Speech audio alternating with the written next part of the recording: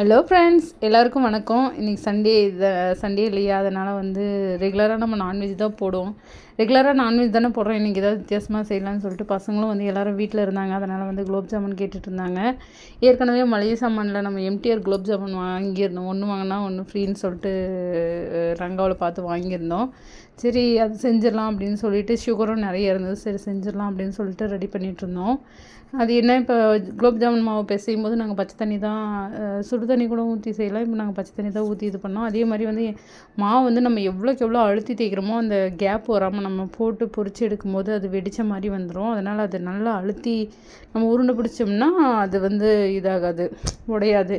அடுத்து வந்து ஒரு கடாயில் வந்து எண்ணெய் ஊற்றி நம்ம குலோப் ஜாமுன் பொரிக்க ஆரம்பிச்சிடலாம். அடுத்து பக்கத்துலேயே அதுக்கு வந்து ஜீரா அந்த பாகு காய்ச்சோம் இல்லையா, அந்த பாகு ரெடி பண்ணிடலாம். நம்மளுக்கு வந்து சுகர் வந்து நாங்கள் இந்த 2 பேக்கெட்டுக்கு வந்து ஒரு 50 எடுத்துருந்தோம், 50 சம்திங். அதுக்கு வந்து ஒரு 2 கப்பு சுகர் போட்டிருந்தோம். தண்ணி வந்து அதே மாதிரி 2 கப்பில் 2 அளவு போட்டிருந்தோம்.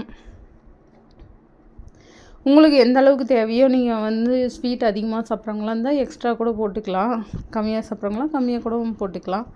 அதனால் அதுக்கேற்ற மாதிரி பாகு காய்ச்சி எடுத்துக்கலாம். எப்பவுமே வந்து நம்ம குலோப் ஜாமுன் செய்யும்போது நம்ம அதை வந்து நிறைய வந்து அந்த பாகில் ஊறி கொஞ்சம் பெருசாகும் இல்லையா, அதனால் வந்து பாத்திரம் வந்து நம்ம ஜீரா காய்ச்சுற பாத்திரம் வந்து நம்ம பொரிக்கிறத விட அதிகமாக பெரிய பாத்திரமாக தான் எடுத்து காய்ச்சணும்.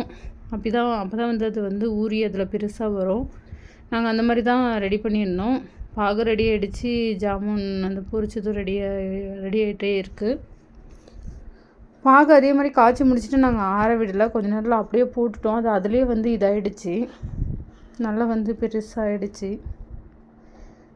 பசங்க சண்டேனா மேக்ஸிமம் தொல்லை பண்ணிகிட்டே இருப்பாங்க. ஏதாவது வந்து மெயினாக அவங்க கேட்குறது வந்து சாக்லேட் வாங்கி கொடுங்க, சாக்லேட் வாங்கி கொடுங்க அப்படின்னு சொல்லிட்டு சாக்லேட் வாங்கி கொடுக்கறதுக்கு பதிலாக தான் இந்த மாதிரி ஏதாவது ஒன்று செஞ்சு கையில் கொடுத்துட்றது. அதுங்களுக்கு நான்வெஜ் சாப்பிட்டு அவங்களுக்கு ஏதாவது ஸ்வீட் சாப்பிட்ணுன்னு ஒரு ஐஸ்கிரீம் கேட்டு தொல்லை பண்ணுவாங்க. இந்த மாதிரிலாம் கேட்பாங்கன்னு சொல்லிட்டு தான் அவங்களுக்கு வந்து ஸ்பெஷலாக செஞ்சு தரேன், 2 குலோப் ஜாமுன் செஞ்சு கொடுத்துட்றது.